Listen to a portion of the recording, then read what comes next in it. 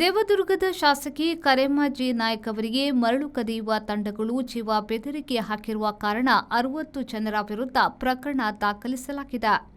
ರಾಯಚೂರು ಜಿಲ್ಲೆಯ ದೇವದುರ್ಗ ಕ್ಷೇತ್ರದ ಶಾಸಕಿ ಕರೆಮ್ಮ ಜಿ ನಾಯ್ಕ್ ಜೆಡಿಎಸ್ ಶಾಸಕಿಯಾದ ಇವರ ವಿರುದ್ಧ ಸ್ಥಳೀಯವಾಗಿ ಹಲವಾರು ಜೀವ ಬೆದರಿಕೆ ಹಾಕಿದ್ದು, ಅವರಲ್ಲಿ ಮುಖ್ಯವಾಗಿ ಮರಳುಗಳ್ಳರು ಜೀವ ಬೆದರಿಕೆ ಹಾಕಿರುವುದು ತಿಳಿದುಬಂದಿದೆ.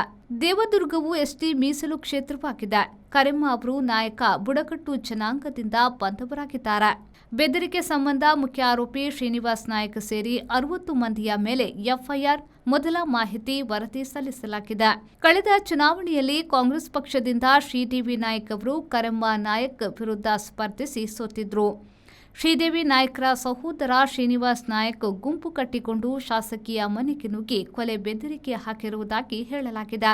ಜೆಡಿಎಸ್ ಮುಖಂಡ ಹಾಗೂ ವಕೀಲರಾದ ಹನುಮಂತರಾಯ ಅವರು ಈ ಸಂಬಂಧ ದೇವದುರ್ಗ ಪೊಲೀಸರಿಗೆ ದೂರು ನೀಡಿದ್ದಾರೆ. ಶ್ರೀನಿವಾಸ್ ನಾಯ್ಕ್, ರವಿಪ್ರಕಾಶ್ ಅಕ್ಕರಕಿ, ಸುರೇಶ್ ನಾಯ್ಕ್ ಚಿಂತಲಕುಂಟ, ವೀರೇಶ್ ಗೌಡ ಯಾಟಗಲ್, ಹನುಮಂತರಾಯ ಕರೆಗುಡ್ಡ, ಅಮರೇಶ್ ಅಂಜಳ ಎಂದು 60 ಮಂದಿಯ ಮೇಲೆ ಪ್ರಕರಣ ದಾಖಲಾಗಿದೆ.